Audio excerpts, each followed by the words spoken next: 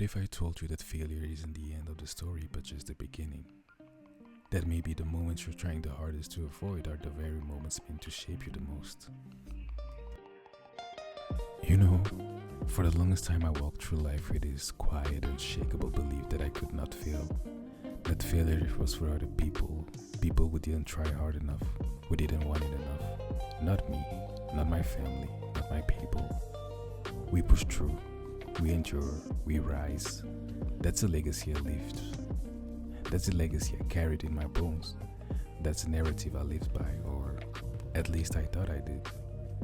But life doesn't care about the stories we rehearse in our heads. And when I stumbled, when I hit that wall I couldn't climb, when I failed, truly failed, for the first time, I was completely shocked, broken. It wasn't just the outcome that broke me. It felt like the whole world just collapsed. I didn't just lose an opportunity, I lost my entire identity. The last time I truly felt like I failed, it wasn't one big moment. It was subtle, quiet, but heavy. It was the feeling of no longer being who I used to be, not showing up with the same energy, not performing at the same level, not hitting the marks that once felt easy. And people started to notice. They didn't say it directly, but I could feel it in their energy. I could see the quiet confusion in their eyes. Wait, what happened to him? That's not like him. He always figures it out, right? And somehow that hurt me more than the failure itself. Because it wasn't just about disappointing them. I felt like I was disappointing myself. The version of me I had spent years building. The image everyone was used to.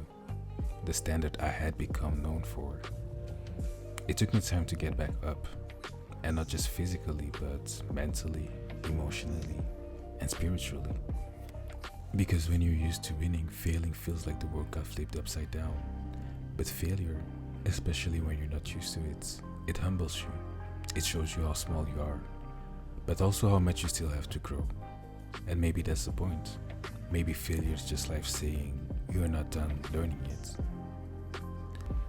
One day I was talking with my aunt about me failing, and she started telling me about a moment in her own life years ago when she was going through something similar. She said she was speaking with one of her dad's friends, someone older, wiser. He didn't know her full story, but he must have sensed something in her. And in the middle of that conversation, he looked at her and said, "I hope you open your arms to more failure." She told me she just froze because who says that? Who wishes more failure on someone? But then he explained, some of the best lessons in life come from failure. The more you fail, the more you grow. A person who never fails is a person who hasn't lived fully or deeply. And as she shared that story with me, I realized she wasn't just telling me something that happened to her. She was handing me a key, a way to unlock a part of myself I had been afraid to touch. The conversation didn't change everything overnight, but it planted something, a seed, a question. What if failure isn't an interruption to the story? What if it's a part of it? What if it's the part where we learn something, what strength really means? Not in being untouched, but in being broken and rebuilding anyway. I started thinking about all the stories I love, the heroes, the leaders, the artists. None of them rose without failing first. None of them were made by ease. They were made by fire, by friction, by failing and learning how to rise differently. Now I try to live with softer hands. I don't chase perfection anymore. I chase meaning, I chase honesty. And I've learned that growth isn't always visible.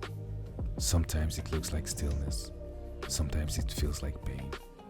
But every scar has taught me something my victories could never. So if you're in a season of failing right now, if things didn't go as planned, if you're questioning everything, I want you to know you're not broken, you're becoming. Failing is not the end. It's the place where we meet ourselves without the masks. It's the place where we meet grace, where ego dies and growth begins. So fall deeply, fall honestly, and when you rise, don't rise to prove something. Rise because you've discovered something, because you've become someone. Someone who knows the gifts of failing. If you like this, if this resonated with you, don't just like or comment. Take a moment, breathe, write something down. A failure that taught you something, or one you're still trying to understand. Let's heal together.